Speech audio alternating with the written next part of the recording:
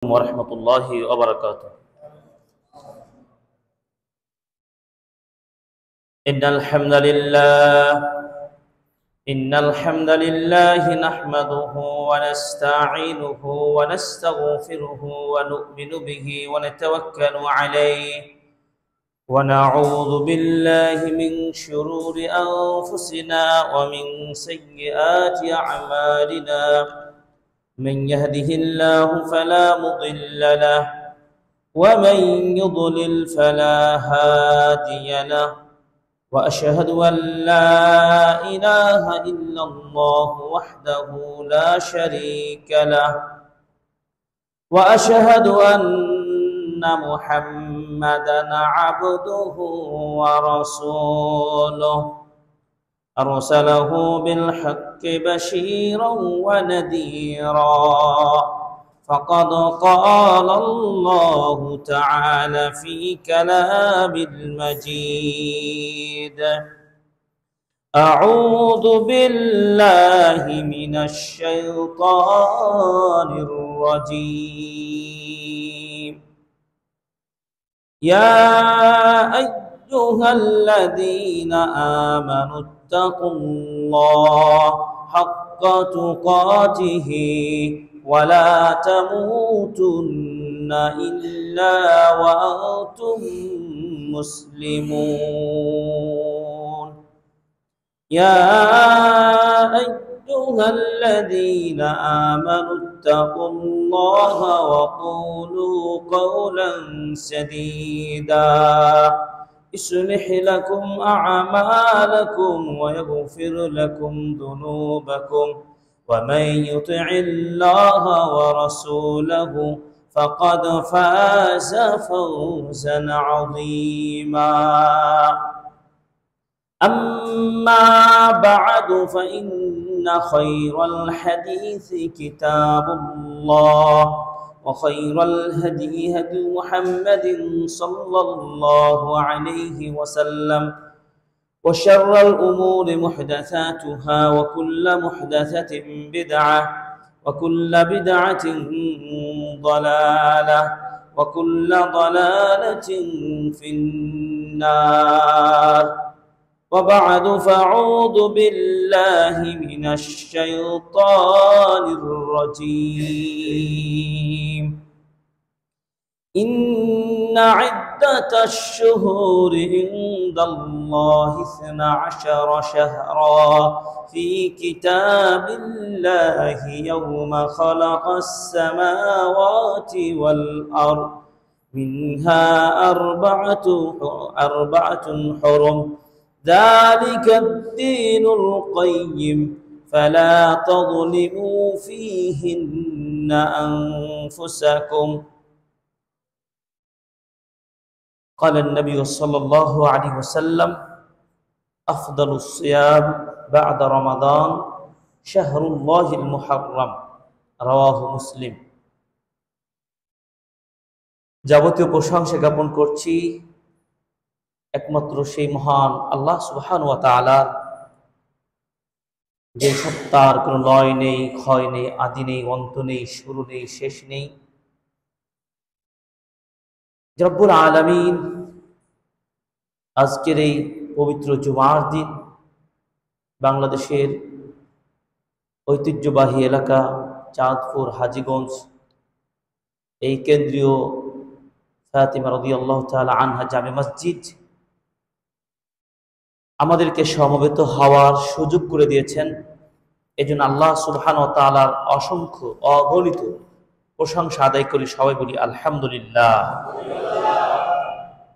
দরুদ ও সালাম বর্ষিত হোক এই পৃথিবীর সর্বশেষ ও সর্বশ্রেষ্ঠ নবী ও রাসূল আহমদ মুহাম্মদ মুস্তাফা, আমরা সকলে বলি সাল্লাল্লাহু আলাইহি ওয়াসাল্লাম।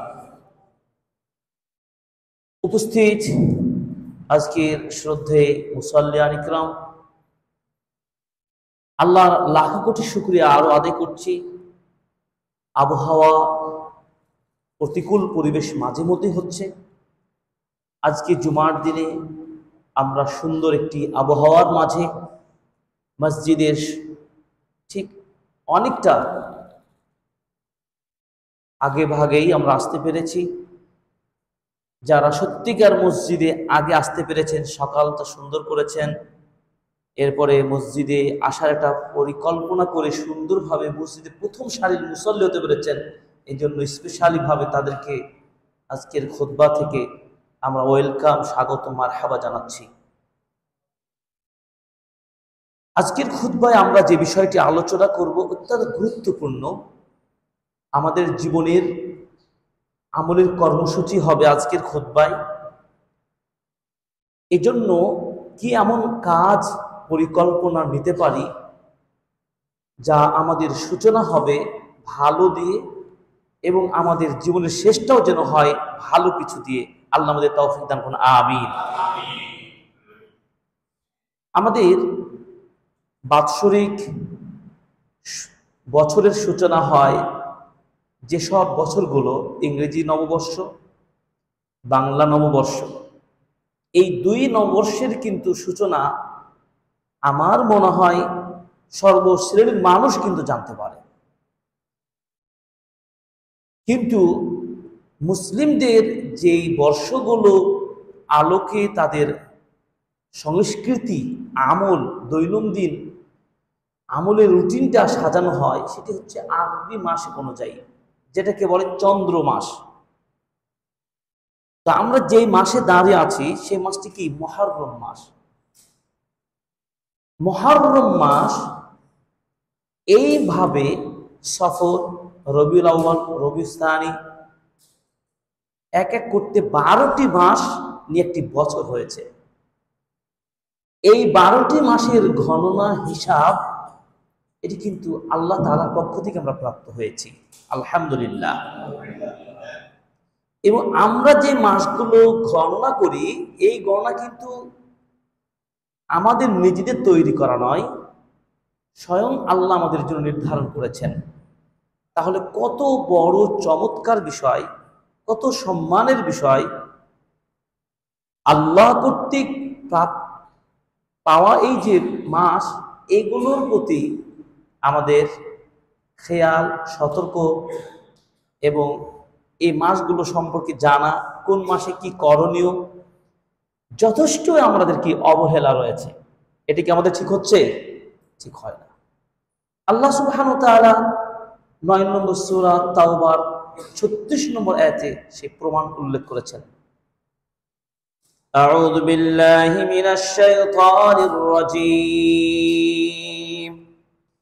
ইন্না ইদ্দাতাশ শুহুরি ইনদাল্লাহি 12 শাহরা ফি কিতাবিল্লাহ ইয়াওমা খালাকাস সামাওয়াতি ওয়াল আরদ। আল্লাহ রাব্বুল আলামিন তার গণনা হিসাবে তিনি পুরো বছরকে 12 মাসে বিভক্ত করেছেন। কবে? যেদিন আসমান ও জমিন সৃষ্টি করলেন সেই দিন থেকে আমাদের জন্য দিয়েছেন এই 12টি মাস। এই 12টি মাসের মধ্যে আল্লাহ রাব্বুল আলামিন 4টি মাসকে তিনি হারাম মাস বলেছেন। এই 4টি মাস হলো বিশেষ মাস, বিশেষ মর্যাদা রয়েছে। সেই 4টি মাস কোনগুলো? সেই 4টি মাস কুরবানির 2টি মাস, জিলহজ, মুহররম এবং রজব। এই 4টি মাস হারাম মাস। এই 4টি মাসে স্পেশালি আল্লাহ তাআলা বিশেষ কিছু বিধান, আমলের কথা তিনি নির্ধারণ করেছেন, যেগুলো আমাদেরকে পালন করতে হবে। বিশেষ করে কোনো ধরনের জুলম চলবে না। ফালা তাযলিমু ফীহিন্না আনফুসাকুম। কোনো ধরনের বাড়াবাড়ি, সীমা লঙ্ঘন, এই নেগেটিভ, এই আদব মানে নিকৃষ্ট এই চরিত্রটাকে জীবন থেকে দূরে সরাতে হবে। কোনোভাবেই কারোর প্রতি জুলম করব না। আজকের এই আয়াত থেকে একটি শিক্ষা, কি করব না? জুলম করব না। জুলম মানে কি? জুলম মানে জানি আমরা কারো অধিকার, প্রাপ্য অধিকার আপনি বঞ্চিত করলেন। আমি পেতাম যে অধিকার, সেটা আপনি দিলেন না, এটাই জুলুম বলি। জুলুম বিভিন্ন ভাবে হয়ে থাকে। সম্মান যদি একজন ব্যক্তির সম্মানের আপনি ঘাটতি করেন, ভুলুণ্ঠিত করেন, তবুও আপনি জুলম করলেন।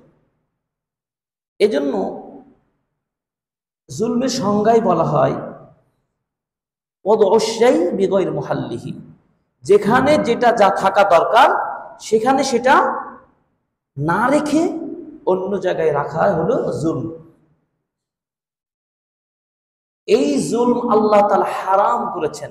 কোনোভাবে কোনো ক্ষেত্রে আমি আপনি কারোর মধ্যে জুলুম করতে পারি না। সে অধিকারের জুলুম হোক, সম্মানের জুলুম হোক, আর স্থান সময় যে কোনো ক্ষেত্রে হোক না কেন। তাহলে আমরা পেলাম 12টি মাসের প্রথম মাস হিজরি মাসের মুহররম মাস। এই মাস দিয়ে যে বছর শুরু হয়েছে, বলুন আমাদের সমাজে কয়জন মানুষ খেয়াল রেখেছি? এই মাস, এই বছর সূচনা নিয়ে কোনো আয়োজন, কোনো সেমিনার, কোনো ধরনের হিজরি বর্ষণের গবেষণা একেবারে নাই। অথচ এই হিজরি বর্ষের সূচনা আরেক কিভাবে হয়েছে, এটি ছিল হক ও বাতিলের লড়াই ছিল। এখান থেকে হক ও বাতিলের শিক্ষা রয়েছে। যে সময় প্রিয় নবী সাল্লাল্লাহু আলাইহি সাল্লামকে মক্কা থেকে, আপন জন্মভূমি মক্কা থেকে কাফেরদের নির্যাতনের শিকার হয়েছেন, সেখান থেকে আল্লাহর নির্দেশে হিজরত করতে, আল্লাহর নির্দেশ পেয়ে মদিনায় হিজরত করেছেন। নিজ এলাকায় থাকতে পারেন নাই। কিন্তু সাময়িকভাবে কষ্ট হলেও আল্লাহ তাআলা যে হক কালিমা তাওহীদের দাওয়াত নিয়ে নবী মুহাম্মদ সাল্লাল্লাহু আলাইহি ওয়াসাল্লামের দ্বীনের দাওয়াত শুরু, এটা অনেক উঁচু হয়েছে এবং প্রতিষ্ঠা লাভ করেছে। হয়তো মক্কায় হয় নাই, কিন্তু তার পার্শ্ববর্তী অন্য এলাকায় গিয়ে এই দ্বীনকে পরিপূর্ণতা দান করেছেন। হককে দমন করা যায়নি। তাহলে আমরা সেই উম্মার লোক, হককে, সঠিক দ্বীনকে চিনবো, জানবো, এই দ্বীনটাকে প্রতিষ্ঠার জন্য আমাদের যে কোনো ধরনের জ্ঞান চর্চাতে শুরু করে নিই, গবেষণাতে শুরু করে নিই, বাস্তব পরিকল্পনা গ্রহণ করে জীবনটাকে সাজানো আমাদের উচিত কি উচিত না? আমরা ধন্য যে আমরা একটা পরিপূর্ণ জীবন ব্যবস্থা পেয়েও আমরা ব্যর্থ জাতিতে আমরা পরিণত হচ্ছি আমাদের কর্মের ফলে। এই জন্য আল্লাহ চিরন্তন ঘোষণা তিনি দিয়েছেন, যালিকা দ্বীনুল কাইয়্যিম, সেটাই হলো চূড়ান্ত দিন, প্রতিষ্ঠিত দিন। এই দিনের মধ্যে কোনো জুলুমবাদ চলবে না, অন্যায় চলবে না, বাটপাড়ি চলবে না, ধান্দাবাজি চলবে না, ধোঁকাবাজি চলবে না, চাঁদাবাজি চলবে না, অন্যায় চলবে না। কিন্তু চলে তো দেখি, তার মানে দিন বুঝি নাই আমরা। আমরা এই দিনটাকে স্মরণ করছি। এই দিবস তথা মুহররম মাস, এটি এমন একটি মাস, এই মাসকে ঘিরে বিশাল একটি ঘটনার সাথে জড়িত। দুইটি ঘটনার অবতারণা হয়েছে এই মুহররমকে নিয়ে, যেটা ইতিহাস থেকে প্রমাণিত। আমি মূল কথাগুলো বলবো, শুধু খেয়াল করবেন। একটি ইতিহাস ঘটনা যেটি চিরসত্য কথা তাওহীদের, সেই ইতিহাসকে কেন্দ্র করে ইসলামের একটি বিধান ইবাদতের স্থান লাভ করেছে, একটা ইবাদত রয়েছে। আরেকটি ঘটনা যেটি ঘটনা সত্য, কিন্তু সেই ঐতিহাসিক ঘটনাকে কেন্দ্র করে বিশেষ কোনো ইবাদত, বিশেষ কোনো আয়োজনের সুযোগ নেই। যদি করা হয় তাহলে এটা দিনের মধ্যে আপনি জুলম করবেন, ভুল করবেন, অন্যায় করবেন, বাড়তি কাজ করবেন, যে ইসলাম সমর্থন করে না। যেখানে যেটা করা দরকার সেটা না করে ওই উল্টোটা, দেখুন কিভাবে উল্টোটা করি। একটু গবেষণা করলে আমরা খুঁজে পাব যে কোন ঘটনার সাথে মুহররমের সম্পর্ক এবং সেই ঘটনাতে কি শিক্ষা রয়েছে, আমরা সেটা আগে তদন্ত করব। মুহররম মাস যখনই সূচনা হয়, তার একটি শব্দ কিন্তু আমাদের শেষ করতে যাচ্ছি। গত ইয়ামুল জুমা ছিল, গত শুক্রবার ছিল কি মুহররমের প্রথম দিন, তাহলে আজকে অষ্টম দিন। আগামীকালকে হবে বাংলাদেশের চাঁদের হিসাব অনুযায়ী অষ্টম তারিখ, নবম তারিখ, এবং রবিবার হবে দশম তারিখ। এই মাসে একটা বিশাল ইবাদত রয়েছে এবং অত্যন্ত তাৎপর্যপূর্ণ। সেই ইবাদতটা কোন সূত্র ধরে আমরা প্রাপ্ত হয়েছি, এই সঠিক ইতিহাসটাকে আমরা যাচাই করব এবং জানব এই ইতিহাসের তাৎপর্য এবং কি শিক্ষা রয়েছে। আল্লাহ সুবহানাহু ওয়া তাআলা তিনি তার এই পৃথিবীর পরিচালনার যে রহস্য এত গবেষণাময়, যারা যেভাবে যখনই যে কালেই বাড়াবাড়ি করেছে, সীমালঙ্ঘন করেছে, এবং যে পথে যে বিষয়কে কেন্দ্র করে যারা অহংকার করেছে, সীমালঙ্ঘন করেছে, আল্লাহ তাআলা তাকে বা সেই শ্রেণীর লোকদেরকে সেই পথে লাঞ্ছিত করেছেন। কিভাবে? এমনই একজন পূর্ব যুগে তাগী, সীমালঙ্ঘনকারী, অহংকারী একজন ব্যক্তি শাসক ছিল, সেটি হল ফিরআউন। সেই ফিরআউন এতটা দিনের উপরে বাড়াবাড়ি করেছিল, এতটা নিজে সাহসী মনে করেছিল যে তার কওমের লোকদেরকে তার নেতৃত্বের ক্ষমতার প্রভাব খাটিয়ে মানুষকে পাগল বানিয়ে নিজের অনুসারী বানিয়ে তার বিপক্ষে থাকা মানুষদেরকে জীবন্ত হত্যা করতেও সে ছাড় দেয়নি। তাই কত বড় স্বৈর, কত বড় নিকৃষ্ট, কত বড় জালেম ছিল সেই ফিরআউন। বাতিল, ভ্রান্ত, দাম্ভিক, আল্লাহর বিধান অস্বীকারী, নিজেকে প্রভু দাবিকারী সেই কাফের ফিরআউনের ঘরে আল্লাহ তাআলা মূসা আলাইহিস সালামের প্রতিপালনের ব্যবস্থা করলেন। আপনি আমি যে ষড়যন্ত্র করছি, সেই ষড়যন্ত্র মোকাবেলা করার জন্য আল্লাহ রাব্বুল আলামিন এমন কিছু তার পরিকল্পনা আমরা বুঝতে পারি না। তখন ফিরআউন ঘোষণা দিয়েছিল, এই বনী ইসরাইল গোত্রের এলাকায় যদি কোনো পুরুষ সন্তানের জন্ম হয়, জীবন্ত হত্যা করতে হবে। পেরেছে? সে তার কিছু ক্ষেত্রে সফল, সাময়িক সফল, কিন্তু আল্লাহ তাআলা তার দ্বীনকে বাঁচাবেন, তার নিকট দ্বীনের দাওয়াত পৌঁছাবে।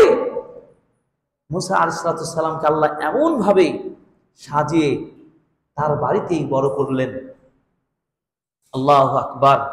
এই ইতিহাসগুলো যদি আপনি খুব অন্তর্দৃষ্টি দিয়ে গভীরভাবে চিন্তা করেন যে আল্লাহ সুবহানাহু ওয়া তাআলা তার তাদবীর, পরিচালনা, পরিকল্পনা বোঝা আমাদের এই সামান্যতম মেধা দিয়ে বোঝা বড়ই কঠিন।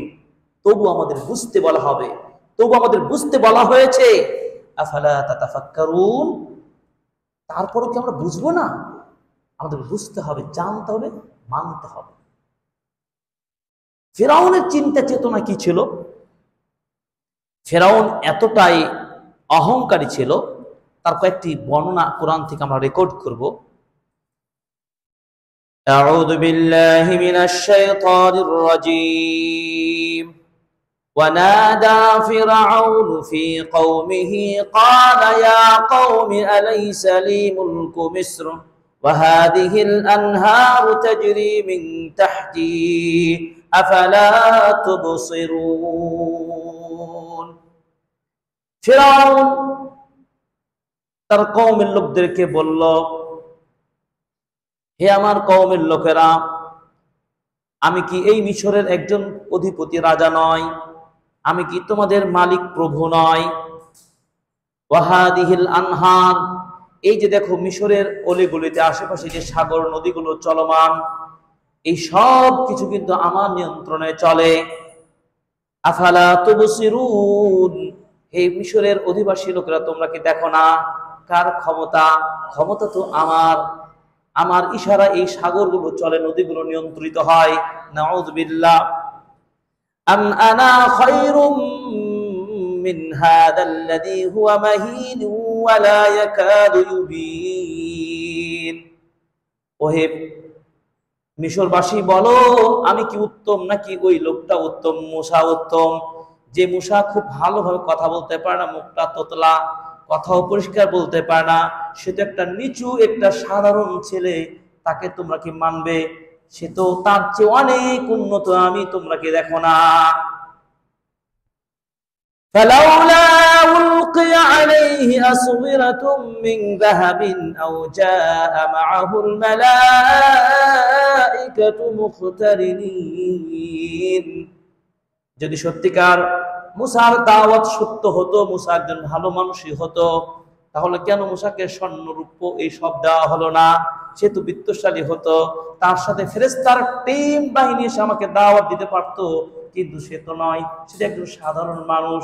সে, তাকে আমরা মানতে পারি না, তার দাওয়াত আমরা গ্রহণ করতে পারি না। সেই ফেরাউন তখন মনে করেছিল যিনি যেদিকে ডাকবেন তিনি প্রভাবশালী হবেন মনে হয়। এখান থেকে বুঝতে হবে অর্থ সম্পদ ক্ষমতা দল বাহিনী এই দিয়ে ক্ষমতা চলবে না। তার মানে সে দাপট দেখিয়েছে তার ক্ষমতা। ফেরাউন এইভাবে তার কওমের লোকদেরকে একটা পাগল বোঝার চেষ্টা চলছে, যুক্তিগুলো দাঁড় করে। فاستخف قومه فأطاعوه إنهم كانوا قوما فاسقين। এভাবে ফেরাউন তার কওমের লোকদেরকে দুর্বল, ভয় এবং পাগল বানিয়ে দিয়ে তাদেরকে এই ধরনের সীমালঙ্ঘন কাজে সে আহ্বান জানালো। আসলে তারা তো ছিল সীমালঙ্ঘনকারী দল। ফালাম্মা আসাফুনা তাকামনা মিনহুম ফাআগরাকনাহুম আজমাইন। আল্লাহ পাক বললেন, এভাবে যখন তার সীমালঙ্ঘন ছেড়ে গেল, অতি সীমালঙ্ঘন করা শুরু করলো, নিজের দাপট অহংকার করতে থাকলো, আমি আল্লাহ তাকে এমন ভাবে ডুবিয়ে দিলাম, ধ্বংস করে দিলাম। তার মানে ফিরআউন এভাবে তার ক্ষমতার প্রভাব দেখিয়ে সত্যকে দমন করতে চেয়েছিল এবং এতটা স্বৈর শাসকের রূপান্তর লাভ করেছিল। সে বলেছিল, তার বাণীটা শুনুন, সূরা কসাস ৩৮ নম্বর আয়াত, মা আলিমতু লাকুম মিন ইলাহিন গায়রি। ও মিশরবাসী শোনো, আমি তো জানি না আমি ছাড়া কোনো ইলাহ রয়েছে, আমি তো ইলাহ। নাউযুবিল্লাহ। নো গড, কোনো গড নাই, প্রভু নাই, আমি একমাত্র। তার কত সাহস, চিন্তা করেন। এমনকি বলে ফেললো, ওয়া রাব্বুল আলামিন, এই জগতের রব কে আছে? কেউ তো নেই, আমি একমাত্র রয়েছি। এমনকি ফিরআউন এই কথা বলল সূরাতুন নাজিয়াত, আনা রাব্বুকুমুল আ'লা, আমি হচ্ছি একমাত্র, সবার চেয়ে ঊর্ধ্বে আমার ক্ষমতা, আমি তো তোমাদের রব। চিন্তা করতে পারেন, সত্যি তার সাময়িকভাবে ক্ষমতা ছিল, এটা ঠিক। এত ক্ষমতা থাকার পরেও কিভাবে আল্লাহ তাআলা অহংকারের পতন ঘটায়, এখান থেকে সেই শিক্ষাটা নিতে হবে আমাদেরকে। মুসা আলাইহিস সালাম তার তাওহীদের দাওয়াত চলমান থাকে, অনেক ইতিহাস রয়েছে। কুরআনুল কারীমে 25 জন নবীর ইতিহাস, তাদের কওমের দাওয়াতের বিভিন্ন ধরনের অবস্থার ঘটনার বর্ণনা এসেছে। সবচেয়ে বেশি আলোচনা যেই নবীদের নিয়ে আলোচনা হয়েছে তার মধ্যে মুসা আলাইহিস সালাম শীর্ষ পর্যায়ে। আল্লাহ তাআলা দেখুন তার শিক্ষা, তার এই হিকমা বালেগা, চূড়ান্ত প্রজ্ঞাপন সিদ্ধান্ত, আল্লাহ তাআলা ওই দাম্ভিক অহংকারীকে ধ্বংস করার জন্য কোন ধরনের পরিকল্পনা নিলেন দেখুন। আল্লাহ তাআলা মুসা আলাইহিস সালামকে বললেন, সফর শুরু করে দাও। সাগর প্রান্তের ওই পথ দিয়ে রাতেই যাত্রা শুরু করলো মুসা আলাইহিস সালাম তার সঙ্গীদেরকে নিয়ে। এরপরে ফেরাউনের বাহিনী কিন্তু জেনে গেল যে মুসা তার সঙ্গীদেরকে নিয়ে এই এলাকা থেকে চলে যাচ্ছে। সুযোগে সদ্ব্যবহার করার চেষ্টা করলো, পিছন দিকতে তাড়া করব, মুসা এবং তার সঙ্গী বাহিনী সকলকে ধ্বংস করে দেব। আল্লাহ তার কাফেরকে, দাম্ভিককে কিভাবে লাঞ্ছিত করেন, এটি ছিল স্রোত, গতি, বুঝতে হবে। ওই যে সাগর নদী নিয়ে যে অহংকার করেছিল না, আমার পায়ের নিচে নদীগুলো চলে, আমার নিয়ন্ত্রণে চলে, কি বলো তুমি?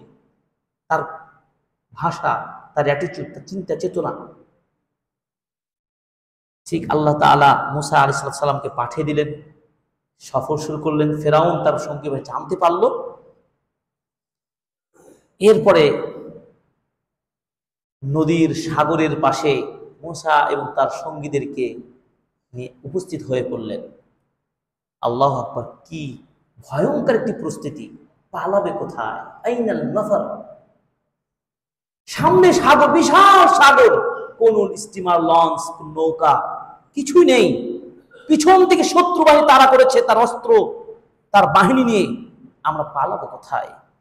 নিজেকে একটু চিন্তা করে দেখুন তো, আপনার পিছনে শত্রু বাহিনী যখন তাড়া করে, আপনি কি করবেন? হয় আত্মসমর্পণ করবেন, আর না হয় আপনি তাদের দ্বারা আঘাতপ্রাপ্ত হয়ে জীবন চলে যাবে।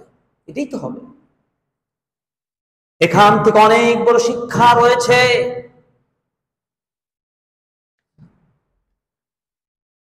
মুসা এবং তার সঙ্গীরা চিন্তা করলেন, সামনে সাগর, পিছন থেকে শত্রু বাহিনী, পালাবার তো কোথাও রাস্তা দেখি না।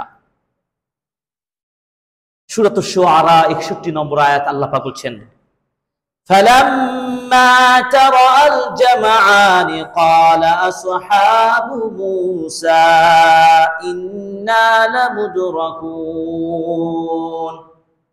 যখন ফেরাউন তার সঙ্গী সব দলবল নিয়ে সাগরের দিকে তাড়া করল, আর এদিকে মুসা এবং তার সঙ্গীদেরকে নিয়ে যখন সাগরের দ্বার প্রান্তে যখন দাঁড়িয়ে একজন আরেকজনকে তারা দেখতে পাচ্ছে, একদিকে শত্রু আরেকদিকে নদী, কোন দিকে যায়, এই বলা বলি শুরু করে দিল।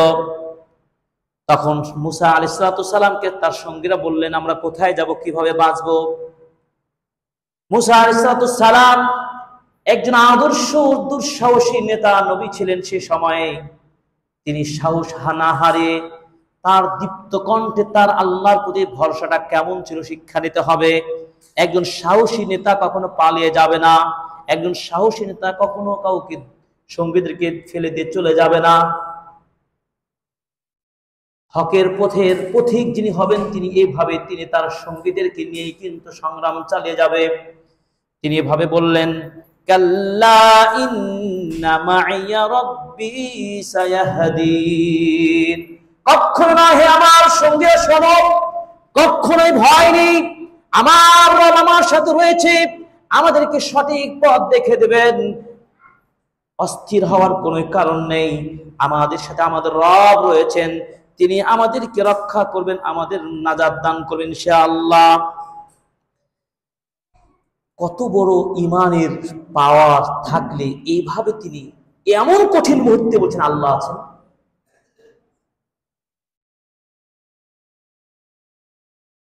আল্লাহু আকবার।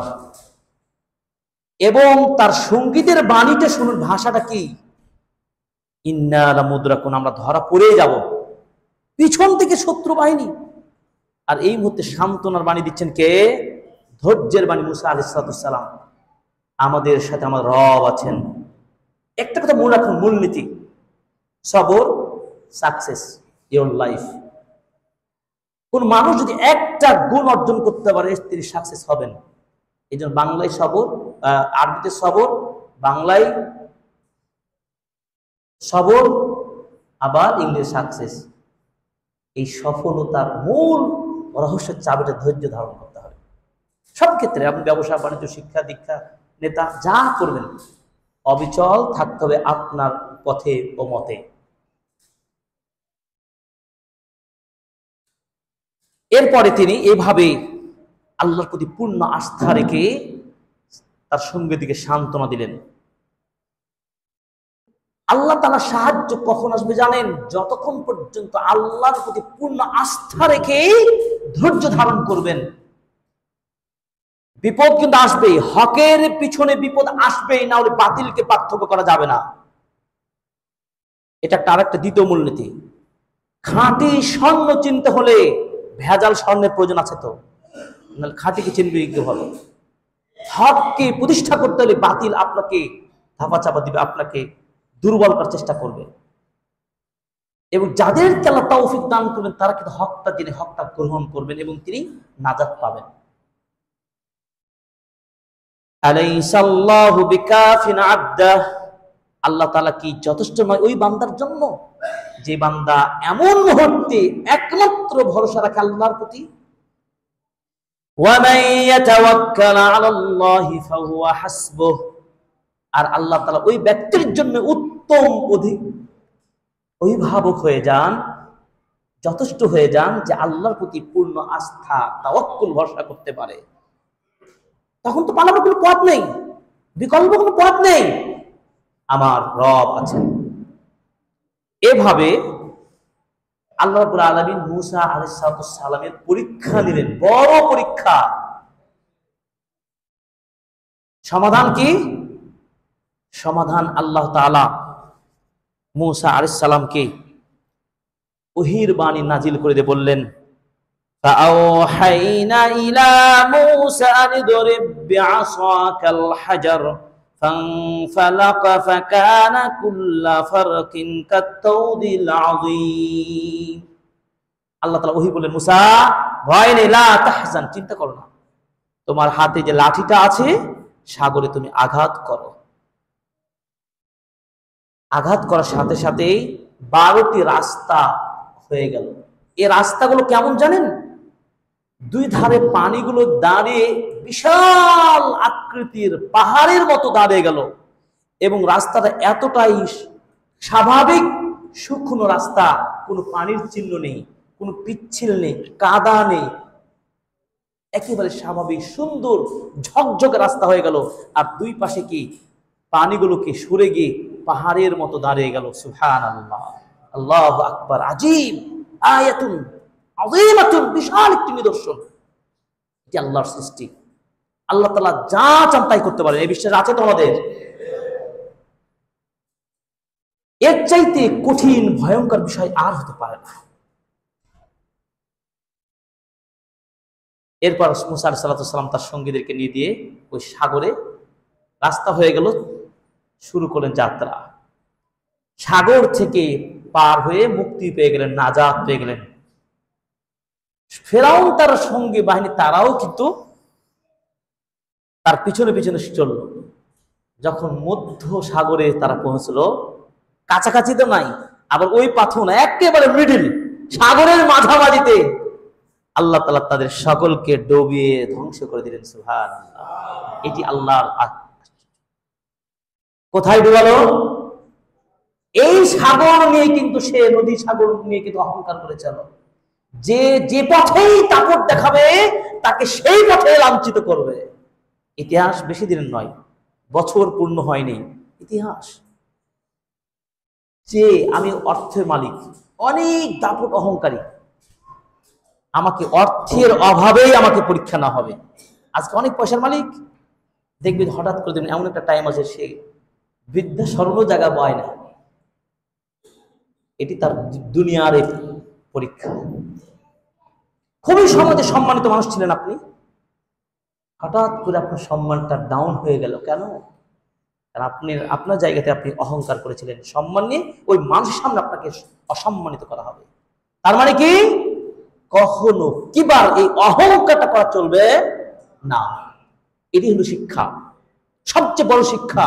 এই বড় রোগটাকে যে দমন করতে পারেন, 6টি রোগ আছে, এই 6টি রোগকে বলে বড় আমরাদুল কুলুব বলা হয়, অন্তরের রোগ। তার মানে একটি বড় রোগ হচ্ছে কি? অহংকারের রোগ। এই অহংকারের রোগ প্রত্যেকটা শাসক করেছে, আজও করছে না। বিশ্বের দিকে আমরা তাকান, প্রভাবশালী রাষ্ট্রের মালিকগুলো দুর্বল রাষ্ট্রগুলোকে ধ্বংস করে দিচ্ছে মুহূর্তের মধ্যে, মনে যা চায় তাই করছে। কিন্তু একদিন তাদের ধ্বংস হবেই না হবে, অবশ্যই ধ্বংস হবে তারা। কিন্তু আপনার আমার করণীয় কি? হকের পথে অবিচল থাকতে হবে, তাওয়াক্কুল পূর্ণ আস্থা আল্লাহর উপর রাখতে হবে এবং নবীগণের পথে চলতে হবে। নবীগণের ইত্তেবা, তাদের পথ মত দর্শন আমল যদি আপনি পরিহার করেন, আপনার অবস্থা ভালো হবে না। এই যে দিনে মুসা এবং তার সঙ্গী সবাই ফিরআউন থেকে মুক্তি পেল, সেই দিনটা ছিল কি? মুহররম মাসের 10ম তারিখ। বলেন আলহামদুলিল্লাহ। এই মুহররম মাসের 10ম তারিখে কঠিন মুহূর্ত থেকে, বিপদ থেকে মুসা আলাইহিস সালাম মুক্তি পেয়েছিলেন। এই জন্য তিনি আল্লাহর শুকরিয়া আদায় স্বরূপ মুহররম মাসের এই দিনটা তিনি সিয়াম পালন করেছিলেন। বলুন আলহামদুলিল্লাহ। বেশি বড় মাপে একটা সফলতা পেতে হলে, আগে পেয়ে যান আর আল্লাহকে খুশি করতে চান, তাহলে সিয়ামের বিকল্প নেই। ভালো একটা চাকরি পেয়ে গেলেন আপনি, ব্যবসা স্টার্ট করতে গিয়ে বড় সফলতা হয়ে গেল আপনার, ব্যাপক। সালাত আদায় করবেন, শুকরিয়া সালাতটা দিবেন, এরপর আল্লাহকে খুশি করতে চান যে আল্লাহ আপনাকে এত সম্মান দিয়েছেন, এত ক্ষমতা দিয়েছেন। বিকল্প কি? আল্লাহ খুশি করার রাস্তা সিয়াম রাখবেন, নফল সিয়াম রাখবেন।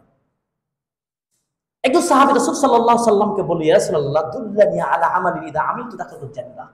আল্লাহ নবী এমন কি একটা আমলের কথা বলেন যে আমলটা করলে আমি জান্নাত চলে যাব। রাসূল সাল্লাল্লাহু আলাইহি সাল্লাম একটা পরামর্শ তাকে দিয়েছিলেন, এই আলাইকা বিসসাওম, তুমি সিয়াম পালন করবে, কারণ সিয়াম এমন একটি ইবাদত লা ইদলা লাহু, তুলনাহীন দৃষ্টান্তহীন ইবাদতের নাম সিয়াম। তার মানে আল্লাহকে খুশি করার জন্য সবচেয়ে দামি ইবাদত কি? সিয়াম পালন। এই জন্য নাজাতের মতো কঠিন বিপত্তি মুক্তি পেয়েছেন, আল্লাহর প্রশংসা আদায়, তার শুকরিয়া জ্ঞাপন করার জন্য তিনি এই সিয়ামটা পালন করলেন। কবে? মুহররমের এই 10ম তারিখে, যেটি আগামী রবিবার সেই তারিখটা আসবে। কালকে শনিবার 9 তারিখ, রবিবার কি 10 তারিখ। এই দিনে, এই মাসের এই বিশাল মুসলিমদের ইতিহাস, বিজয়ের ইতিহাস জড়িত মর্মান্তিক ঘটনা মুসা আলাইহিস সালামের জীবনে, আর কাফেরের পতন, মুসলিমদের বিজয়, কাফেরদের পতন। এই দিনটাকে লক্ষ্য করে সিয়াম পালনের একটা বিধান চলে এসেছে, একটা আমলের বিধান চালু আসলো। কিভাবে? এই সিয়ামটার উৎপত্তি হলো কোথায় থেকে? পরিষ্কার হয়ে গেলাম, সেটি হলো মুসা আলাইহিস সালাম মুক্তি পেয়েছিলেন আশুরা, মুহররমের দিন 10ম তারিখে আশুরা বলা হয়।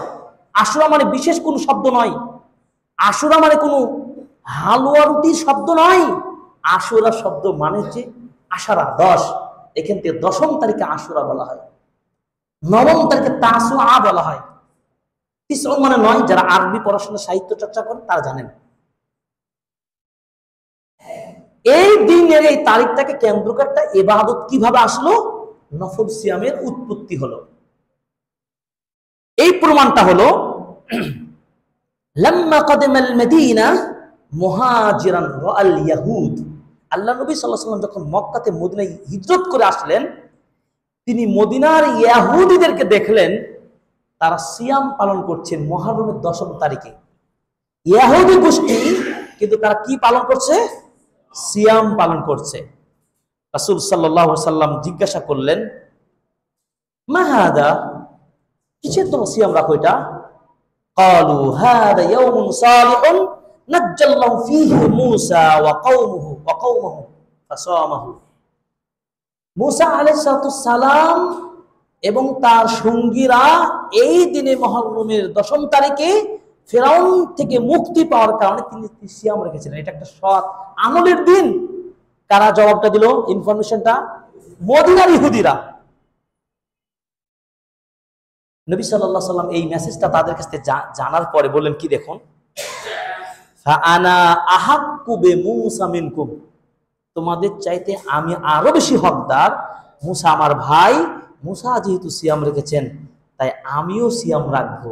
তাই নবী সাল্লাল্লাহু আলাইহি সাল্লাম সেই সিয়ামটাকে তিনি রাখা শুরু করলেন মদিনা হিজরত করার পরেই শুরু হয়ে গেল। ঠিক তার 1 বছর পরেই দ্বিতীয় হিজরি তে পুরো রমাদান মাসে সিয়ামটা ফরজ হলো। হাদিস বিত্তাগণ প্রমাণ করেন যে রমাদানের দ্বিতীয় হিজরিতে রমাদান ফরজ হওয়ার আগ পর্যন্ত এই যে 1 বছর, তখন পর্যন্ত এই মহরম রোজাটা ফরজই ছিল। যখন ফরজ 1 মাসের রোজা ফরজ হয়ে গেল, তখন সেটা কি নফল রোজা হয়ে গেল, নফল সিয়াম হয়ে গেল। তার মানে মহরমের সিয়ামটা কি হলো?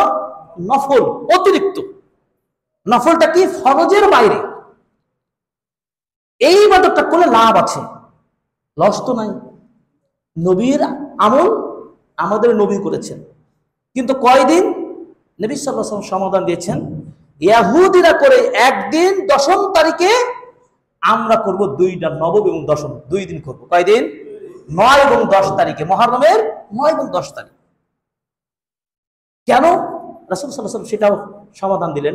এজন্য যে খালিফুল ইয়াহুদ, ইহুদিদের উল্টোটা করতে হবে। ইহুদিরা একদিন রাখে, আমরা 2টা রাখি, এর সমাধান। তাহলে বুঝলাম এই পূর্ণ ইতিহাস, একেবারে কিয়ামত পর্যন্ত ইতিহাস, এই আলোচনা সত্য যে মুহররম মাসে সিয়াম রাখতে হয় নফল। এটা কোন ঘটনার সাথে কেন্দ্র করে? নাজাতে মূসা। 2টা শব্দ কি বললাম? নাজাতে মূসা, মানে মূসা আলাইহিস সালামের মুক্তি পাওয়ার কারণে। এটা হলো সত্য কথা। এই সিয়ামের ফজিলত কি? রাসূল সাল্লাল্লাহু আলাইহি ওয়াসাল্লাম বলেছেন, আফদালুস সিয়াম বা'দা রমাদান শাহরুল্লাহ মুহররম। সবচেয়ে উত্তম সিয়াম হলো ফরজ সিয়ামের পরে এই মুহররমের সিয়ামটা। সুবহানাল্লাহ, বোঝা গেল? ফরজ সিয়াম রমজানের পরে শ্রেষ্ঠতম কোনো সিয়াম যদি থাকে, সেটা কি? মুহররম মাসের এই 9 এবং 10 তারিখের সিয়াম। এই সিয়ামটা রাখবে, কি সওয়াব পাবেন? সেটাও নবীজি সাল্লাল্লাহু আলাইহি ওয়াসাল্লাম বলেছেন।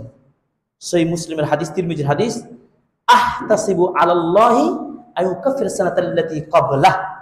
আমি আশা রাখি কেউ যদি মুহররমের এই সিয়ামটা পালন করে, তথা 1447 হিজরি এই নতুন বছরের আগামী শনিবার, কালকে এবং রবিবার, আজকে রাতে সাহরি খাবো ইনশাআল্লাহ, এই 2টা সিয়াম যদি পালন করি, আল্লাহর নবী বলছেন আশা রাখি একজন ব্যক্তির পূর্বের 1 বছরের সাগীরা গুনাহগুলো মাফ করে দিবেন। সুবহানাল্লাহ। কিন্তু কাবিরা গুনাহ কিন্তু মাফ করবেন না। কাবিরা গুনাহ যে তওবা করতে হবে। কিন্তু কাবিরা গুনাহ কি? অনেকগুলো পাপ আছে, তওবা করতে হবে। তওবা করবেন কিভাবে? 3টি শর্ত সাপেক্ষে তওবা হবে। 1, যে পাপটা করতেন সেটা একেবারে ছেড়ে দেন। 2, কোনদিন সেই পাপটা দ্বিতীয়বার জীবনে করবেন না, এই জন্য দৃঢ় সংকল্প করুন। 3, আপনি যে পাপটা করতেন সেই পাপটাকে নিন্দা ঘৃণা জানাবেন, আমি এই পাপটা কখনো করব না। এই 3টা শর্ত করে যদি আল্লাহর দিকে ফিরে আসতে পারেন, তাহলে আপনার কাবিরা গুনাহ আল্লাহ ক্ষমা করে দেবেন ইনশাআল্লাহ। আল্লাহ বলেছেন, ইন তাজতানিবু কাবাইরা মা তুনহাউনা আনহু নুকাফির আনকুম সাইয়্যাতিকুম। তোমরা যদি বড় বড় পাপগুলো থেকে বেঁচে থাকো, তাহলে আমি তোমাদেরকে ক্ষমা করে দেব। তার মানে এই বিশেষ বিশেষ সময়ে, বিশেষ ইবাদতের সময়, ঋতু, সিজন আল্লাহ তাআলা দিয়ে দেন। তার একটি হলো কি? এই মুহররম মাস, এই কাজগুলো করব, তাহলে আমাদের ছোট ছোট গুনাহগুলো ক্ষমা করে দেওয়া হবে ইনশাআল্লাহ। এবার আসি, তাহলে ইনশাআল্লাহ এটা কততম হিজরি সঞ্চল্য শুরু হয়েছে? 1447 হিজরি। আর 1446 হিজরি আমরা হজ করে শেষ হয়েছে। নতুন বছর মুহররম মাস। এই মাস হারাম মাস, আমরা এই মাসে যত পারি ভালো ভালো কাজ করব ইনশাআল্লাহ, এবং এই অনুশীলনটা অব্যাহত রাখবো ক্বাবলাল মউত, মৃত্যু পর্যন্ত ইনশাআল্লাহ। এবার আরেকটি ঘটনা, রাসূল সাল্লাল্লাহু আলাইহি সাল্লামের এই যে মুসা নবীর এই কাহিনী ঘটনা বর্ণনা করলেন। মুসা নবীর পরে, মুসা নবী আগে এসেছেন না আমাদের নবী আগে এসেছেন? মুসা নবী। ওই ঘটনাটা জানলেন মদিনাবাসীদের নিকট থেকে। এরপরে ওহী হয়ে বিস্তারিত নবী সাল্লাল্লাহু আলাইহি সাল্লাম ঘটনা পরিপূর্ণ জেনে উম্মার লোকদেরকে জানিয়ে দিলেন। ঠিক হিজরি বছরের 61তম বছরে, কত বছর? 61তম বছরে রাসূল সাল্লাল্লাহু আলাইহি সাল্লামের পরিবারের অংশ হুসাইন রাদিয়াল্লাহু তাআলা আনহুর কারবালার প্রান্তরে ঘটনার উদ্ভব ঘটে। সেই দিনটা ছিল কি? আশুরাই মুহররমের 10ম তারিখ। যেই দিন হুসাইন রাদিয়াল্লাহু তাআলা আনহু শহীদ হয়েছিলেন, সেটাও ছিল কবে? মুহররম মাসে, ঘটনা সত্য। তাহলে নাজাতে মুসাও ছিল মুহররম মাসের 10 তারিখ, এবং শহীদ হুসাইন রাদিয়াল্লাহু তাআলা আনহু সেটা ছিল মুহররম মাসের 10 তারিখ। ঘটনা কোনটা আগে? মুসা নবীর আগে, আর হুসাইন রাদিয়াল্লাহু ঘটনা পরে। আর এই হুসাইন রাদিয়াল্লাহু তাআলা আনহুর আগে পৃথিবীতে আগমন নাকি আমাদের নবীর আগমন আগে? নবী সাল্লাল্লাহু আলাইহি সাল্লামের আগমন। তার নাতি হুসাইন রাদিয়াল্লাহু তাআলা আনহুর হত্যা, তাকে নির্মমভাবে তাকে শহীদ করা হয়। এই জন্য পৃথিবীর সকল দিন দরদি মুসলিম আহলুস সুন্নাহর লোকেরা এর জন্য অত্যন্ত অনুতপ্ত, লজ্জিত এবং দুঃখিত এবং ব্যথিত হয়েছে, যা আমরা আজও ব্যথিত। কি আমরা কষ্ট পাই না? নবীর পরিবারের সন্তান হোসেন রাদিয়াল্লাহু তাআলা আনহুকে যেভাবে হোক, যে কারণে হোক তাকে হত্যা করা হয়। এর জন্য আমরা কি কষ্ট পেয়েছি, আজও পাই, কিয়ামত পর্যন্ত কষ্ট পাব। তার যে সম্মান সাহাবী এবং রাসূল সাল্লাল্লাহু আলাইহি ওয়াসাল্লামের আলে বাইত, রাসূল সাল্লাল্লাহু আলাইহি ওয়াসাল্লামের পরিবারের সদস্যদেরকে নিয়ে করা হবে, একটু বাড়াবাড়িও করা যাবে না। তাদের যে সম্মান, সেই সম্মানটা অক্ষত রাখতে হবে এবং ইসলামের বিধানগুলো সেভাবেই পালন করতে হবে যেভাবে আমরা পেয়েছি। খুবই দুইটা ঘটনার পার্থক্যটা বুঝে কিন্তু আমরা আগাবো, খেয়াল করব। হুসাইন রাদিয়াল্লাহু তাআলা আনহুর ঘটনা সত্য, কিন্তু তার এই শহীদ হওয়ার ইতিহাসকে কেন্দ্র করে ইসলামী শরিয়াতে কোনো বিধান বা ইবাদত বা সিয়াম রাখা বা হালুয়া রুটির কোনো আয়োজন করা, ইসলামী শরিয়াতে কোনো বিধান কি জারি হয়েছে? হয় নাই। তাহলে হুসাইন রাদিয়াল্লাহু তাআলা আনহুর হত্যাকে কেন্দ্র করে, শহীদ হওয়াকে কেন্দ্র করে আশুরায় মুহররমের ছুটি হচ্ছে। আর এই দিনটাকে মনে করে আমরা কি করি? মূল ঘটনা ভুলে গিয়ে হাই হুসাইন শুরু করে দিই। কি ঠিক কিনা বলেন? বাস্তবতার সামাজিক অবস্থার প্রেক্ষাপট চিন্তা করেন। হাই মুসা চিন্তা না করে, নাজাতে মুসা চিন্তা না করে, চিন্তা করলাম কোটা কত বছর পরের ঘটনাকে হাই হুসাইন বললাম। এই হুসাইন রাদিয়াল্লাহু তাআলা আনহুকে কেন্দ্র করে 3 শ্রেণীর উম্মার লোকের উদ্ভব হয়েছে। কয় শ্রেণীর লোকের? 3 শ্রেণীর। এক, হুসাইন রাদিয়াল্লাহু তাআলা আনহু শহীদ হওয়ার ঘটনাকে কেন্দ্র করে একটা শ্রেণীর মানুষেরা খুব আবেগী হয়েছেন। এত আবেগী হয়েছেন যে খুব বাড়াবাড়ি বলা, এটাকে কি গোলাত, বাড়াবাড়ি, এত বাড়াবাড়ি যে হুসাইন রাদিয়াল্লাহু তাআলা আনহুর প্রতীকী কবর বানিয়ে আপনার জমায়েত করে সেখানে আমরা শোক দিবস পালন করি।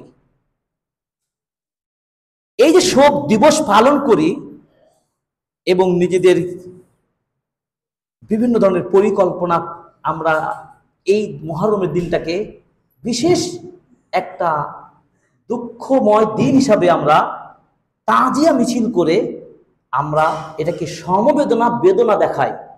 এই বেদনা দেখাতে গিয়ে প্রতীকী কবর বানাই এবং হুসাইন রাদিয়াল্লাহু তাআলা আনহুর হত্যা, শহীদ হওয়াকে কেন্দ্র করে নিজেরা নিজেদের চুলগুলো কেটে দেই, চুনকালি মুখে মাখায়, শরীরের দেহের পিঠের মধ্যে আমরা আঘাত করি, ছুরি নিজের শরীরে নিজে ছুরি মেরে বীরত্ব প্রদর্শন করি।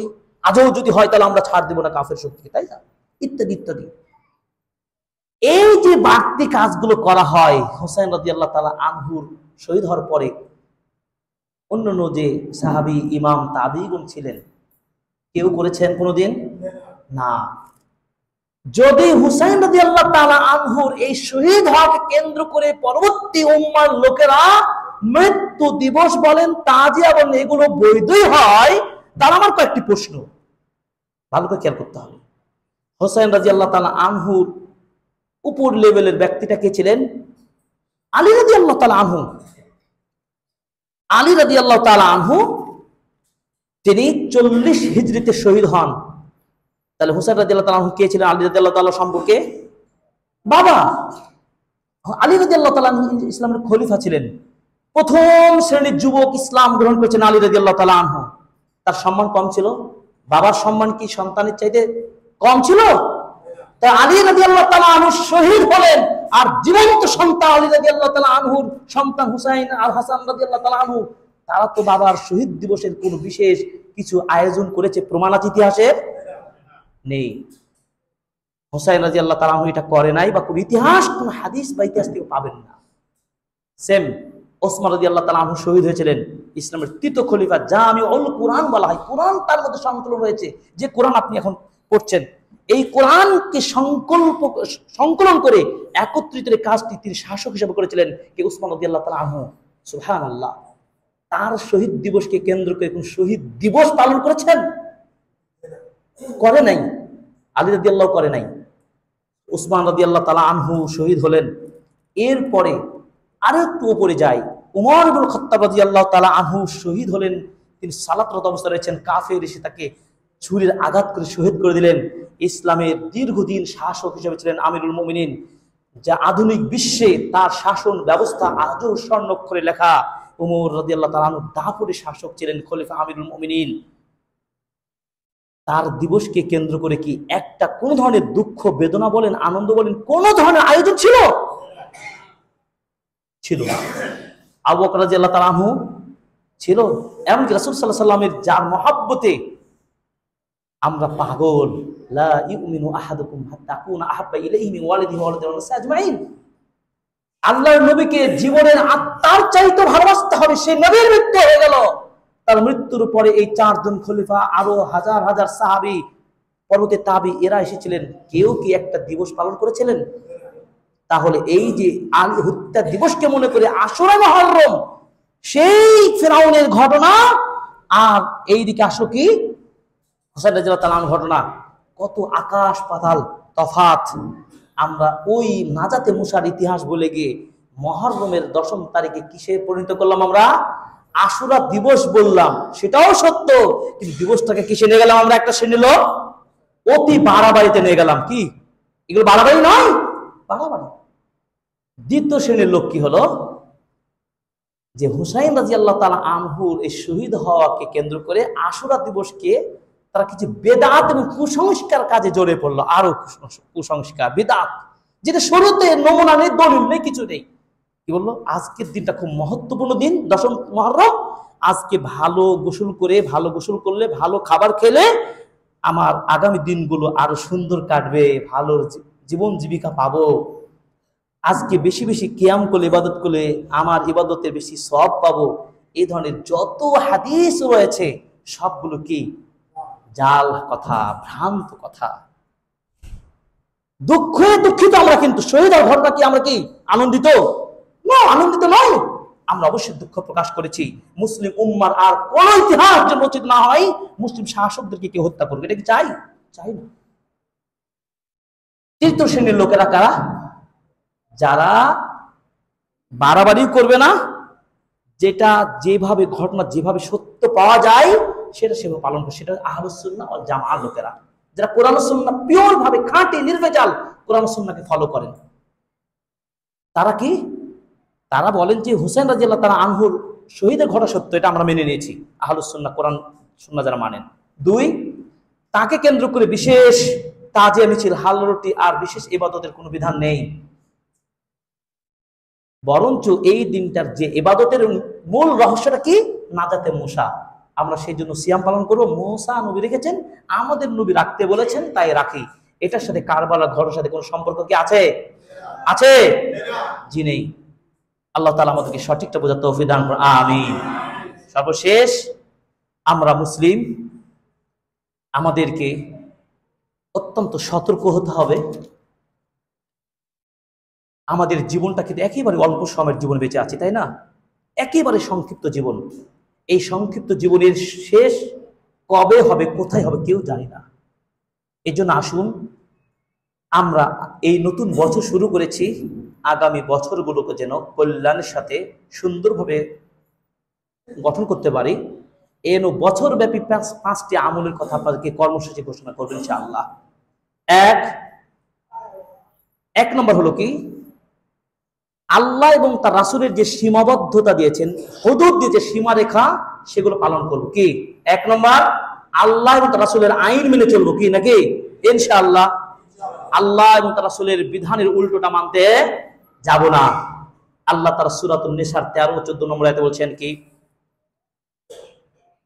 وَمَن يُطِعِ اللَّهَ وَرَسُولَهُ يُدْخِلْهُ جَنَّاتٍ تَجْرِي مِن تَحْتِهَا الْأَنْهَارُ خَالِدِينَ فِيهَا وَذَلِكَ الْفَوْزُ الْعَظِيمُ وَمَن يَعْصِ اللَّهَ وَرَسُولَهُ وَيَتَعَدَّ حُدُودَهُ يُدْخِلْهُ نَارًا فِيهَا وَلَهُ عَذَابٌ মুহিন।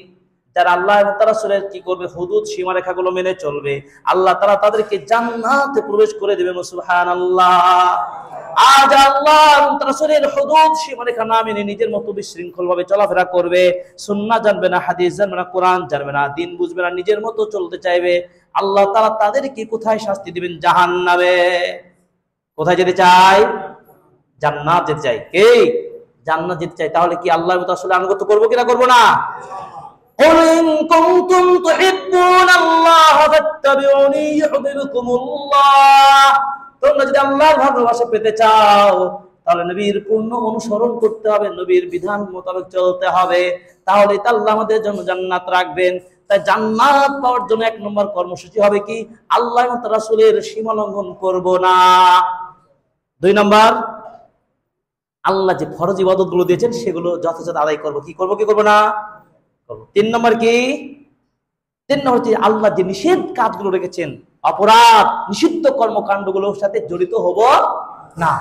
জেনা, ব্যভিচার, সুদ, ঘুষ, গীবত, পরনিন্দা, ষড়যন্ত্র, খারাপ ভালো কাজকে বাধা দেওয়ার চেষ্টা করা, এই সবগুলো সিদ্ধ করবো না। আমি নিজেকে আমি যুক্ত করব না, এটা পরিকল্পনা গ্রহণ করবেন। 4 নম্বর কি? প্রত্যেক অধিকারীর অধিকার নিয়ে খেলা করবেন না, অধিকারীর অধিকার পৌঁছে দিবেন। বাবা মার অধিকার, স্ত্রীর অধিকার, স্বামী স্ত্রীর অধিকার, সন্তান অধিকার, প্রতিবেশী অধিকার, আত্মীয় অধিকার, সরকারের অধিকার, ইমামের অধিকার, শ্রমিকের অধিকার, সবার অধিকার সবাই ঠিক মতো পৌঁছে দেবেন। কি পারবেন ইনশাআল্লাহ? ও একটা ছেলেকে বুয়েটে পড়াবেন আর একটা ছেলেকে আপনি প্রাইমারি স্কুলে রেখে দিবেন, এটাও কিন্তু অন্যায়। সাবধান বাবা মা। পরবর্তীতে কিন্তু হয় গন্ডগোল হয়ে যায় সন্তানের মধ্যে। এই তোমার এক ছেলেকে বুয়েটে পড়াইছে আর আমাকে তুমি গ্রামে রেখেছো, কৃষি জমিতে খাটিয়েছো। বৈষম্য কিন্তু শেখানো হয়, বৈষম্য করা যাবে না, অধিকার থেকে বঞ্চিত করা যাবে না। চেষ্টা করবেন সুন্দর জীবন গঠন। 5 নম্বর কি? সর্ব অবস্থায় ভালো কাজের সাথে থাকবো। কি? চাইলে ভালো কাজ যেখানে পাবো করতে পারবো কি পারবো না বলেন? একটু চিন্তা করুন। লাস্ট বক্তব্য আমার, একেবারে সর্বশেষ নসিহা আম্মা, স্পেশালি আপনাদের নসিহা হচ্ছে 5 নম্বর কর্মসূচি কি?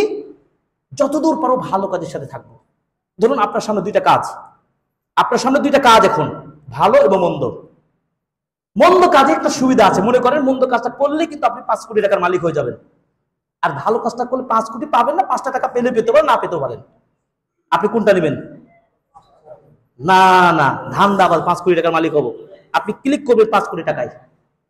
এই অবস্থায় যদি আপনার মৃত্যু হয়, আল্লাহর বিধানকে লঙ্ঘন করলেন। আল্লাহ রাসূল বলছেন মৃত্যু যার সর্বশেষ, সেই অনুযায়ী ফয়সালা হয়ে যাবে। জান্নাত আপনার হাতের মুঠেই ছিল, কাছাকাছি এমন একটা কাজ ছিলেন, ভালো ইমানদার, সুযোগ পেয়েছেন, ক্ষমতা পেয়েছেন, 2 নম্বরে করে আপনি আবার নিজের পকেট সাজিয়ে ফেলেছেন। হচ্ছে না? এখন খুব ফ্রেশ মানুষ, আবার 2 নম্বরে হতে সময় লাগে। জান্নাতি মানুষ জাহান্নামী হতে সময় লাগে না।